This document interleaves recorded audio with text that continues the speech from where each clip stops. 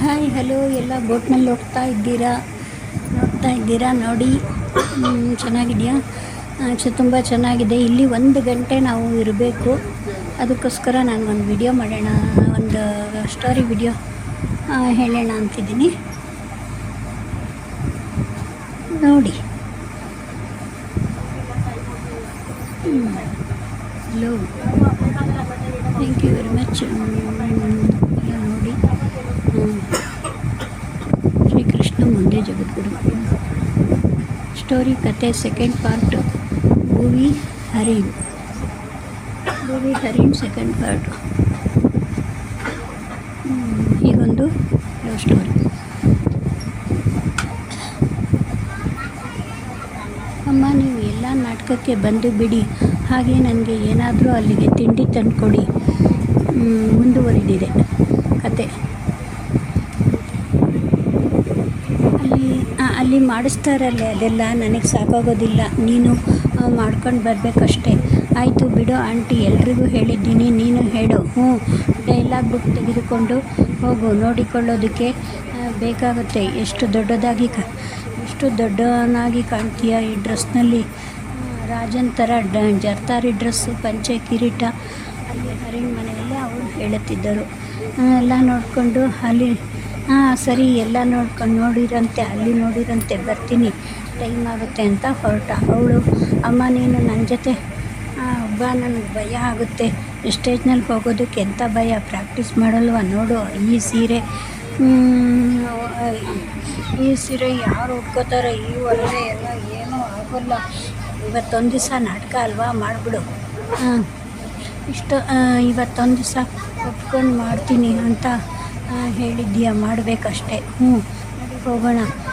Master ಬೈತಾರೆ ಲೇಟಾಗಿ ಹೋದರೆ. ಏನು ಇಷ್ಟೊತ್ತಾಯಿತು, ಶುರು ಮಾಡ್ತಾ ಇಲ್ಲ? ಅಲ್ಲಿಗೆ ಎಲ್ಲರೂ ಹೊರಟರು. ಅಲ್ಲಿ ಇನ್ನೂ ಶುರು ಮಾಡಿಲ್ಲ. ಭಾಷಣ ಬೇರೆ, ಗಂಟೆ ಮಿನಿಸ್ಟರ್ದು, ಆಮೇಲೆ ಡ್ಯಾನ್ಸ್ಗಳು, ಹಾಡು, ನಾಟಕ ಶುರು ಆಗೋವರೆಗೂ ಮುಂದೆ ಕೂಳ್ತಿರ್ತೀನಿ. ನಾಟಕ ಶುರು ಆಗೋವರೆಗೂ ಮುಂದೆ ಕೂಳ್ತಿರ್ತೀನಿ ಅಂತ ಪಂಚೆ ಮೇಲೆ ಶರ್ಟ್ ಹಾಕ್ಕೊಂಡು ಹೋಗಿ ಮುಂದ್ಗಡೆ ಚೇರ್ನಲ್ಲಿ ಕುಳಿತುಕೊಂಡ ಹರಿಣು. ಯಾವಾಗಲೂ ಇನ್ನೂ ಶುರು ಆಗಲೇ ನಿದ್ದೆ ಬರ್ತಾಯಿದೆ, ಹೋಗಬೇಕು. ಅದೆಲ್ಲ ಬೇಡ, ಕೂತ ನೋಡಿಕೊಂಡು ಹೋಗಿ. ಇಲ್ಲಿ ಸ್ವಲ್ಪ ಹೊತ್ತು ಇರ್ತೀನಿ ಅಂತ ಅಮ್ಮ ಅವ್ರಿಗೆಲ್ಲ ಹೇಳ್ದ. ನೀನು ಅವಳನ್ನು ಕರೆದುಕೊಂಡು ಬಂದು ಬಿಟ್ಟು ಹೋಗು. ನಾಟಕ ಶುರು ಆಯಿತು. ನೋಡು, ನಾವು ಇರ್ತೀವೋ ಇಲ್ವೋ ಪೂರ, ನೀನು ಅವಳನ್ನು ಕರ್ಕೊಂಡು ಬಂದು ಮನೆಗೆ ಬಿಟ್ಟು ಹೋಗು ಅಂತ ಹೇಳಿದರು. ನಾಟಕ ಶುರುವಾಯಿತು. ವಿಷಲ್ಗಳು ಜೋರಾಗಿ ಹಾಕೋರು ಹಿಂದೆ ಹಾಕ್ತಾಯಿದ್ರು. ಜಾಕ್ ಮಾಡ್ತಾ ನಗಿಸೋದು ಮೊದಲನೇ ಸೀನು. ಎಲ್ಲ ಜೋರಾಗಿ ನಗ್ತಾಯಿದ್ರು. ಆಶ್ರಮ, ಅಲ್ಲಿ ಋಷಿಗಳು ಎಲ್ಲ ಹೋಮ ಪೂಜೆ ಮಾಡ್ತಾಯಿದ್ರು. ವಿಶ್ವಾಮಿತ್ರನ ತಪಸ್ಸು ನಡೆಸೋದಕ್ಕೆ ಮೇನಕೆ ಡ್ಯಾನ್ಸು, ಫಸ್ಟ್ ಏಟ್ಗೆ ಸೂಪರ್. ಎಷ್ಟು ಚೆನ್ನಾಗಿದೆ. ಹೈಸ್ಕೂಲ್ ಮಕ್ಕಳ ಇಲ್ಲ ಕಾಲೇಜ್ ಹುಡುಗಿರ ಹಂಗೆ ಕಾಣ್ತವ್ರೆ ಅಂತ ಅಂತಿದ್ರು. ತಂದಿದ್ದನ್ನೆಲ್ಲ ತಿಂದುಕೊಂಡು ನಾಟಕ ನೋಡಿಕೊಂಡು ಎಂಜಾಯ್ ಮಾಡ್ತಾಯಿದ್ರು. ಹರಿಣು ರಾಜನ್ ಡ್ರೆಸ್ಸಿನಲ್ಲಿ ಬಂದ. ನೋಡು ಅವನೇ ನೋಡ್ತಾ ಇದ್ದರು. ಎಲ್ಲರೂ ಅವನ್ನೇ ನೋಡ್ತಾ ಇದ್ದರು. ಹಿಂದೆ ಅವನ ಜೊತೆ ಎಲ್ಲ ಬಂದರು. ಅವನು ಅಮ್ಮನ ಬಿಟ್ಟು ಮುಂದೆ ಬಂದ. ಜಿಂಕೆಯನ್ನು ಓಡಿಸಿಕೊಂಡು ಬಂದವನು ಆಶ್ರಮ ಸಿಕ್ತು. ಜಿಂಕೆಯನ್ನು ಓಡಿಸ್ಕೊಂಡು ಬರ್ತಾ ಇದ್ದ. ಅಲ್ಲಿ ಆಶ್ರಮ ಸಿಕ್ತು. ಅಲ್ಲಿ ಶಾಕುಂತಲೆ ಡ್ರೆಸ್ ಹಾಕಿದ್ದ. ಭುವಿಯನ್ನು ನೋಡಿದ. ಅವಳ ಡ್ರೆಸ್ಸನ್ನು ತುಂಬ ಚೆನ್ನಾಗಿ ಕಾಣ್ತೀಯಲ್ಲೇ ನೋಡಿ, ಹಿಂದಿನಿಂದ ಹಾಡೋಕ್ಕೆ ಶುರು ಮಾಡ್ದ. ಅವಳು ನೋಡ್ಬಿಟ್ಟು ಕನ್ನಡ ಹಾಡು, ಆ ನಾಟಕದ ಹಾಡೋದು ಬಿಟ್ಟು ಹಿಂದಿ ಹಾಡು ಶುರು ಮಾಡ್ದ. ಹಿಂದಿ ಹಾಡು ಶುರು ಮಾಡಿದ ತಕ್ಷಣ ಅವ್ರ ಮಾಸ್ಟ್ರು ಬಂದು, ಅಯ್ಯೋ ಹಿಂದಿ ಅವಳು ಅಷ್ಟು ಚೆನ್ನಾಗಿ ಕಾಣ್ತಾ ಇದ್ದಾಳೆ, ಅದಕ್ಕೆ ಹಿಂದಿ ಹಾಡು ಹೇಳಿದೆ, ನನ್ನದೇ ತಗೊಂಡು. ನಾಟಕದ ಹಾಡು ಬಿಟ್ಟು ಮಾಸ್ಟರ್ ಅಲ್ಲಿಂದನೇ ಅವನಿಗೆ ರಾಜನದ್ದು ಹಾಡು ಅಂತ ಹೇಳಿರು. ದುಷ್ಯಂತ ನೀನು ಸಾರಿ ಅಂತ ಸ್ಟೇಜ್ ಮೇಲೆ ಬಂದು, ಓ ದುಷ್ಯಂತ, ನಾನು ಹರಿಣ್ ಅಂದ್ಕೊಂಡ್ಬಿಟ್ಟೆ ಅಂತ ಸಾರಿ ಅಂತಂದ್ಬಿಟ್ಟು ಹಾಡು ಮತ್ತೆ ಶುರು ಮಾಡ್ದ. ಎಲ್ಲ ಜೀರುಂಡೆ ಜೈ ಅಂತ ಜೀರುಂಡೆ ಬಂತು. ಮೇಲಿಂದ ದಾರ ಬಿಟ್ಟು ಆ ಜೀರುಂಡೆನ ಜೈ ಅಂತ ಬಿಡ್ತಾಯಿದ್ರು. ಆರ್ಟಿಫಿಷಿಯಲ್ ಜೀರುಂಡೆ ಭೂಮಿ ಅದನ್ನೇ ನೋಡ್ಬಿಟ್ಟು ಹೆದರ್ಬಿಟ್ಟು ಹರಿನ ಪಕ್ಕ ಬಂದು ಹಿಡಿದುಕೊಂಡು ಬೇಡ ಬೇಡ ಕಿವಿ ಗುಯ್ ಅನ್ನುತ್ತೆ. ಅವನು ಅದನ್ನು ಬಿಡಬೇಡಿ ಹರಿನ ಅವನ ಕೈಯನ್ನು ಜೋರಾಗಿ ಅದಿಮೆ ಹಿಡ್ಕೊಂಡು ಅವಳ ಕೈ ಬೆಚ್ಚಗಾಯಿತು. ಬಿಡು, ಎಲ್ಲ ನೋಡ್ತಾ ಇದ್ದಾರೆ. ಅವನು ಸಿಕ್ಕಿದ್ದ ಚಾನ್ಸ್ ಅಂತ ಅವಳ ಕೈನ ಬೆಚ್ಚಿ ಭದ್ರಾಗಿ ಹಿಡ್ಕೊಂಡ. ಆಗ ಎಲ್ಲ ನೋಡ್ತಾ ಇದ್ದಾರೆ. ಬಿಡು ಅಂತಂದು, ನೀನೇ ಹಿಡ್ಕೊಂಡಿರೋದು, ಬಿಡಿಸ್ಕೊ. ಹೇಗೆ ನಾಟಕ ಪೂರ ಅವಳನ್ನು ಹೀಗೆ ನಾಟಕ ಪೂರ ಅವಳನ್ನು ಹಿಡ್ಕೊಂಡು. ಆದರೆ ದೂರದಲ್ಲಿ ಯಾರಿಗೂ ಗೊತ್ತಾಗಲಿಲ್ಲ. ಏನಾದರೂ ಚೆನ್ನಾಗಿದೆ ನಾಟಕ, ಇಬ್ಬರು ಜೋಡಿ ಸೂಪರ್ ಅಂತ ಎಲ್ಲ ಗಿಫ್ಟ್ ಕೊಟ್ಟು ಹೋದರು. ಮಾಸ್ಟರ್ ಬಂದು, ಸದ್ಯ ನೀನು ಆಡ್ಕೊಂಡಿದ್ರು ಡೈಲಾಗ್ ಸರಿಯಾಗಿ ಹೇಳಿದೆಯಲ್ಲ, ಬಿಡು. ಹೊಟ್ಟೆ ಬೇರೆ ಹಸಿತಿತ್ತು, ಏನು ಮಾಡೋದು. ಗುವಿ ತಿಂಡಿ ತಂದಿದ್ದೇನೆ, ಬಾ ಕ್ಲಾಸ್ ರೂಮ್ನಲ್ಲಿ ತಿನ್ನೋಣ. ಅವರಿಬ್ಬರು ಒಟ್ಟಿಗೆ ಕುಳಿತು ತಿಂಡಿ ತಿಂದರು. ನಾಟಕ ಏನೋ ತುಂಬ ಚೆನ್ನಾಗಿ ಬಂತು ಅಂತ ಮಾತಾಡ್ಕೊಂಡು, ಎಷ್ಟು ಚೆನ್ನಾಗಿ ಬಂತು, ನನಗಂತೂ ಡೈಲಾಗ್ ದೊಡ್ಡ ಬಾಯ್ ಹೇಳ್ತಾ ಆಗ್ಬಿಟ್ಟಿತ್ತು ಚೆನ್ನಾಗಿ ಅಂತ ಹೇಳಿದರು. ಆದರೆ ಇಬ್ಬರು ಸ್ವಲ್ಪ ಒಬ್ರಿಗೊಬ್ರು ಮುಖ ನೋಡ್ಕೊಂಡು ಮಾತನಾಡಿಬಿಟ್ಟು ಯಾಕೋ ಸುಮ್ಮನಾದರು. ಬಾ ಮನೆಗೆ ಬಿಡ್ತೀನಿ ಅಂತ ಅಂದ. ಬಾ ನೀನು ನನ್ನ ಮನೆಗೆ ಬಿಡ್ತೀನಿ ಅಂತ ಅಂದ. ಬೈಕ್ನಲ್ಲಿ ಕೂರಿಸ್ಕೊಂಡು ಹೊರಟಾಗ ಹೀಗೆ ಬೈಕಲ್ಲಿ ಕೂರಿಸ್ಕೊಂಡು ಅವಳನ್ನು ಕರ್ಕೊಂಡೋಗುವಾಗ ಹೀಗೆ ಎಲ್ಲಾದರೂ ಓಡಿ ಹೋಗೋಣ. ಅವನು ಕೇಳ್ದ, ನಿನಗೆಲ್ಲೋ ಹುಚ್ಚು, ಮನೇಲಿ ಅದು ಅಮ್ಮ ಕಾಯ್ತಾ ಇದ್ದಾರೆ. ಹೋದಾಗ ಅಮ್ಮ ಮನೇಲಿರಲಿಲ್ಲ. ಅವರು ಅಕ್ಕ ಬಂದಿದ್ರಲ್ಲ, ಅವ್ರ ಜೊತೆ ಹೋಗಿದ್ದಾರೆ. ಕೀ ಇದೆ ತಗೋ ಅಂತ ಪಕ್ಕದ ಮನೆ ಹುಡುಗ ಕೊಟ್ಟು ಹೋದ.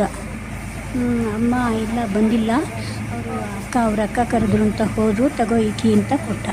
ಭೂಮಿ ಅಮ್ಮ ಇಲ್ಲ, ಅದು ನನಗೆ ಭಯ ಆಗುತ್ತೆ, ಒಬ್ಬಳೇ ಇರೋಕ್ಕೆ ನನಗೆ ಭಯ ಆಗುತ್ತೆ ಅಂದ್ಲು ಭೂಮಿ.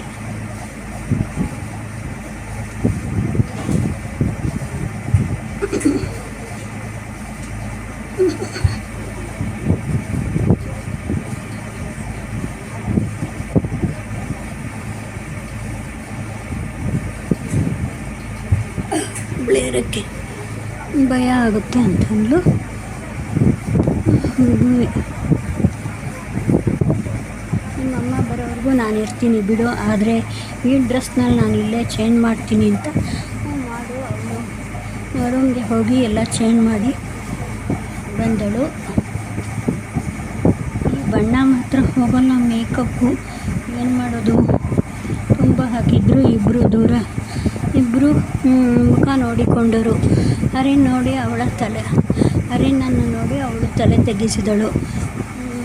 ಅವತ್ತಿಂದ ಶಾಕುಂತಲೆ ದುಷ್ಯಂತ ನಾಟಕದ ಹಾಡುಗಳು, ಹಾವ ಭಾವ ಎಲ್ಲ ಅವಳಿಗೆ ಜೀವನದ ಪ್ರೀತಿ ಪಾಠ ಚೆನ್ನಾಗಿ ಕಲಿಸಿತ್ತು. ಕಾಫಿ ಮಾಡ್ತೀಯಾ, ಕುಡಿಬೇಕು ಅವನು ಕೇಳಿದ. ಅವಳು ಮಾಡಿಕೊಂಡು ಬಂದಳು. ಅಮ್ಮ ಬರೋದು ಇಲ್ಲಿ ಬರ್ತಾರೆ. ಹಾಗೆ ಅವನು ನಿದ್ದೆ ಮಾಡಲು ಕುರ್ಚಿ ಮೇಲೆ ತೂಗುಡಿಸತೊಡಗಿದ.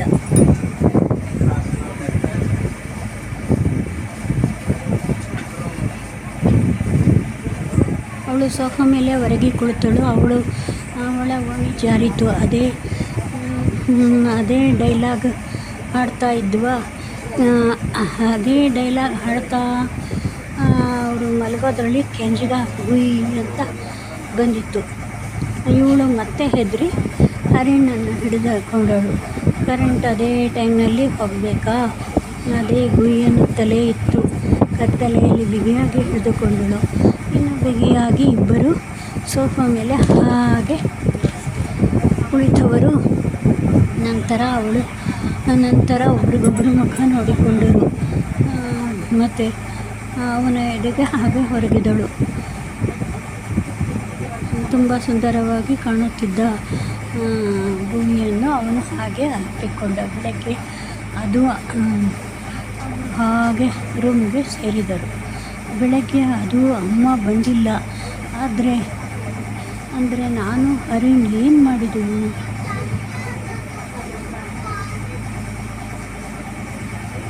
ರಾತ್ರಿ ಗೊತ್ತಾಗಲಿಲ್ಲ ಏನು ಮಾಡಿದೆವು. ಬಿಗಿಯಾಗಿ ಹಿಡಿದುಕೊಂಡೆ. ಅವನು ಅಪ್ಪಿದ, ಕೆನ್ನೆ ತಾಕಿತು. ಆಮೇಲೆ ಏನೇನು ನಡೆದು ಹೋಯಿತು ಅಂತ ಅವಳು ಜೋರಾಗಿ ಅಳುತ್ತಾ ಕುಳಿತಳು. ಅರುಣಿ, ನೀನು ಏನು ಮಾಡಿದೆ? ಹೀಗೆಲ್ಲ ಮಾಡೋದಾ? ಅದು ನಾನು ತುಂಬ ಪ್ರೀತಿಸ್ತೀನಿ ಭುವಿ, ಅದಕ್ಕೆ ಹೀಗೆ ಆಯಿತು. ನೋಡು, ನೀನು ಹೆದರಬೇಡ. ನಾನು ನಿನ್ನನ್ನು ಮದುವೆ ಆಗ್ತೀನಿ. ನಮ್ಮದು ದೈವ ಹರಿಸಿದೆ. ಯಾವತ್ತೂ ಹಾಗೆ ಹೋಗಿದೆ. ಆದರೆ ನಾವು ಯಾವತ್ತಿದ್ರೂ ಗಂಡ ಹೆಂಡ್ತೀನಿ. ನಾನು ಇನ್ನೂ 9ನೇ ಕ್ಲಾಸು, ನೀನು ಅಷ್ಟೇ SLC. ಈಗಲೇ ಈಗ ಅಂತ ಅವಳು ಕೇಳಿದಳು.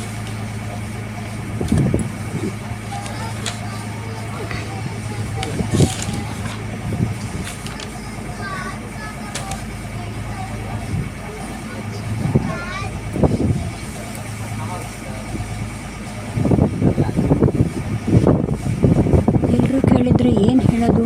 ಹಾಗಾಗಿ ಮೊದಲು ನಾವು ಯೋಚಿಸಲಿಲ್ಲ. ಈಗ ಯಾಕೆ ಯೋಚಿಸಬೇಕು? ಬಂದದ್ದೆಲ್ಲ ಎದುರಿಸೋಣ. ನಿಮ್ಮಮ್ಮ ಬರ್ತಾರೆ, ಏನು ಹೇಳಬೇಡ. ಎಲ್ಲ ನಾನು ಇರಲ್ಲ, ಎಲ್ಲಾದರೂ ಹೋಗ್ತೀನಿ ಅಂತಂದು. ನೋಡು, ಹಾಗೆ ಹೇಳಬೇಡ. ತಪ್ಪು ಮಾಡಿದ್ದೀವಿ, ಎದುರಿಸೋ ಧೈರ್ಯ ಇರಬೇಕು. ಅದನ್ನು ತಪ್ಪು ಅಂತ ಹೇಳೋದು ಬೇಡ.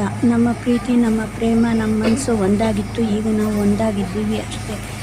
ಆದರೆ ಈ ಒಂದು ಕೆಲಸ ಮಾಡು, ತಗೋ ಅಂತ ಅವಳು ದೇವರ ಮನೆಗೆ ಹೋಗಿ ದೇವರ ತಾಳಿ ತಂದು ಅವನ ಕೈಲಿಟ್ಟು, ಇದನ್ನು ನನ್ನ ಕುತ್ತಿಗೆಗೆ ಹಾಕು. ನಾನು ಹೀಗೆಲ್ಲ ಇರೋಲ್ಲ, ಆಯಿತು, ನಿನ್ನಿಷ್ಟನೇ ನನ್ನಿಷ್ಟ ಅಂತ ಅವಳ ಹಣೆಗೆ ಕುಂಕುಮ ಇಟ್ಟು ತಾಳಿಗೆ ಅರಿಶಿನ ಕುಂಕುಮ ಹಚ್ಚಿ ಅವಳ ಕುತ್ತಿಗೆಗೆ ತಾಳಿ ಸರ ಹಾಕಿದ.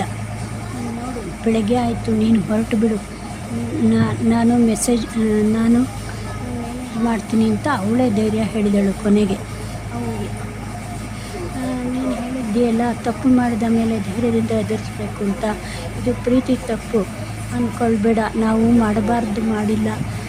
ನಾನು ನಿನ್ನ ಜೀವನ ಪೂರ್ತಿ ನಿನ್ನ ಒಬ್ಬಳನ್ನೇ ಹೆಂಡತಿಯಾಗಿ ಪ್ರೀತಿಸ್ತೀನಿ ಅಂತ ಅಂದಾಗ ಅವಳು ಗೆಲುವಾದಳು ಸ್ವಲ್ಪ. ನಾನೊಬ್ಬಳು ಆಗಲೇ ಎಲ್ಲಿ ಹೋದ್ಯಮ್ಮ ರಾತ್ರಿ ಎಲ್ಲ? ಒಬ್ಬಳೇ ಆಗಲೇ ಸ್ನಾನ ಮಾಡಿ ಡ್ರೆಸ್ ಮಾಡಿ ಹಣೆ ಕುಂಕುಮ ಇಟ್ಟು ರೆಡಿಯಾಗಿದ್ದ ಮಗಳನ್ನು ಕಂಡು, ಏನಿವತ್ತು ಬೇಗನೆ ರೆಡಿಯಾಗಿದ್ದೀಯಾ? ತಿಂಡಿ ಅಲ್ಲಿಂದನೇ ತಂದಿದ್ದೀನಿ, ಬಾ ತಿನ್ನುವಂತೆ.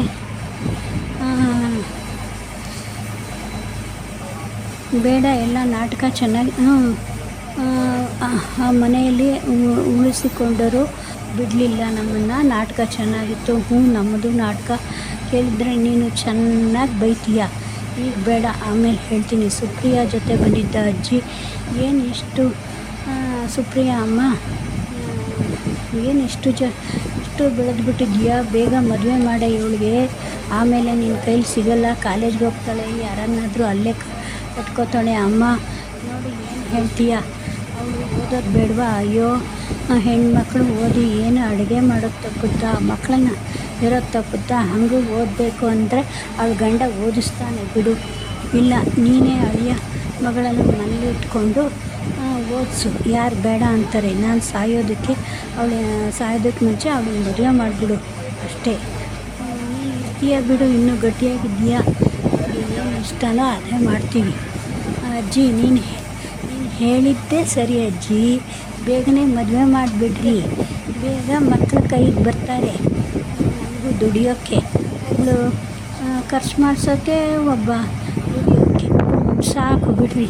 ಅವ್ರ ಮನೆ ನೋಡ್ಕೊತಾಳೆ. ನಮಗೆ ವಯಸ್ಸಾಗೋ ಮೊದಲೇ ಇದೆಲ್ಲ ಆದರೆ ಚೆನ್ನಾಗಿ ಮೊಮ್ಮಕ್ಕಳು ನೋಡ್ಬೋದು ಅಂತ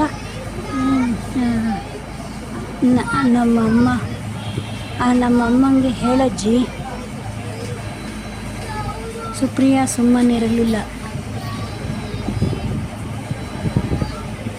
ಗಂಡ ಗೊತ್ತು ಮಾಡಿ ಗಂಡ ಕೇಳಿಕೊಂಡು ಈಗಲೇ ಗೊತ್ತು ಮಾಡ್ತೀನಿ ಮದುವೆ ಆಗ್ತೀಯಾ ಅಂತ ಸುಮ್ಮನೆ ಕೇಳಿದಳು ಅವಳು ಸುಪ್ರಿಯಾ.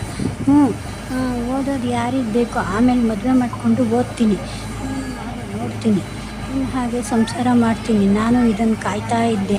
ನಾಳೆನೇ ಒಬ್ಬ ಹುಡುಗನ ನೋಡಿ ಮದುವೆ ಮಾಡಿಬಿಡ್ತೀನಿ. ಅವಳು ಸುಮ್ಮನೆ ಹೇಳಿದ್ದು. ಮನೆಯಲ್ಲಿ ಎಲ್ಲರೂ ಅದನ್ನೇ ಶುರು ಮಾಡಿದರು. ಹರಿನ್ ಬಂದು ಅದೇ ಟೈಮ್ಗೆ ಯಾರೋ ಹುಡುಗನ್ನ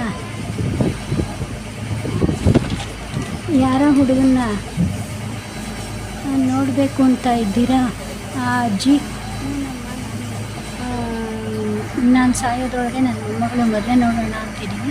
ಅದಕ್ಕೆ ಹುಡುಗಿ ನೋಡ್ತಾ ಇದ್ದೀನಿ. ಸುಪ್ರಿಯಾ ಅಂಗೈಲಿ ಬೆಣ್ಣೆ ಇಟ್ಕೊಂಡು ಯಾಕೆ ಹುಡುಕೋದು, ಇವನು ಇದ್ದಾನಲ್ಲ ಫ್ರೆಂಡ್ ಚೆನ್ನಾಗಿದ್ದಾನೆ ಅಂದಾಗ ಭುವಿ ಮುಖ ಅರಳಿತು. ನೀನು ನಿಂತು ಮದುವೆ ಮಾಡಿಸ್ಬಿಡು, ನಿನಗೆ ಒಳ್ಳೆ ಸೀರೆ ಕೊಡಿಸ್ತೀನಿ.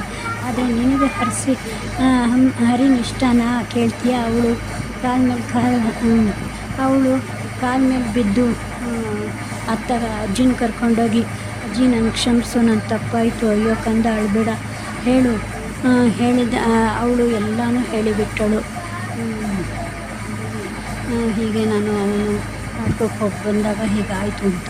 ನಾನು ನಿಮ್ಮ ಕಾಲ ಮೇಲೆ ನಾನು ಮದುವೆ ಆದಾಗ ಅದಕ್ಕೆ ಯಾಕೆ ಅಳ್ತೀಯ? ನಾನು ಮದುವೆ ಆದಾಗ ನಂಗೆ 12 ವರ್ಷ, ನಿಮ್ಮ ತಾತನಿಗೆ 13 ವರ್ಷ, ನಿಮಗೇನಾಯ್ತು ಈಗ? ಅಜ್ಜಿ ನೀನು ಭಾಳ ಸರಿ ಮಾಡೋದು ನಿನಗೆ ಬಿಟ್ಟಿದ್ದು. ಹಾಲಲ್ಲಾದರೂ ಹಾಕು, ವಿಷನಾದರೂ ಕೊಡು, ಹಾಗೆಲ್ಲ ಅನ್ಬೇಡ. ಸುಪ್ರಿಯಾ ಒಬ್ಬಳೇ ಮಗಳು, ಮರೆಯಲ್ಲೇ ಇದ್ದ ಸುಪ್ರಿಯಾ ಎಲ್ಲವನ್ನು ಕೇಳಿಸ್ಕೊಂಡು, ಈಗ ನಾನು ಅವಳನ್ನು ಬೈದರೆ ಎಲ್ಲಾದರೂ ಹೋದರೆ ಬೇಡ, ನನಗೇನು ಅವಳು ಒಬ್ಬಳೇ, ಅಮ್ಮ ಹೇಳಿದಂಗೆ ಮನೆಯಲ್ಲೇ ಇಟ್ಕೊಂಡು ಅಳಿಯ ಮಗಳನ್ನ ಮುಂದೆ ಓದಿಸಿದ್ರಾಯ್ತು. ಹೇಗಿದ್ದರೂ ಅವ್ರಿಗೆ 2 ಗಂಡು ಮಕ್ಕಳಿದ್ದಾರೆ. ಹರಿನ್ ಮನೆಯಲ್ಲಿ ಮೊದಲು ಕೂಗಾಡಿದರು, ಆಮೇಲೆ ಒಪ್ಪಿಕೊಳ್ಳಲೇಬೇಕಾಯಿತು. ಮದುವೆ ನಡೆದು ಹೋಯಿತು. ವರ್ಷದಲ್ಲೇ ಮಗು ಮನೆಯಲ್ಲೇ ಸ್ವಲ್ಪ ದಿನ ಇದ್ದು ಓದಿ ಪಾಸ್ ಮಾಡಿಕೊಂಡಳು. ಹರಿನ್ ಓದಿ ಇಂಜಿನಿಯರ್ ಆಗಿ ಮನೆಯಲ್ಲಿ ಮಕ್ಕಳನ್ನು ನೋಡಿಕೊಳ್ಳಲು ಎಲ್ಲ ಇದರಿಂದ ಇವರಿಗೆ ಮನೆಯಲ್ಲೆಲ್ಲ ಇದರಿಂದ ಮಕ್ಕಳನ್ನು ನೋಡಿಕೊಳ್ಳಲು ಇವ್ರಿಗೆ ಟೈಮು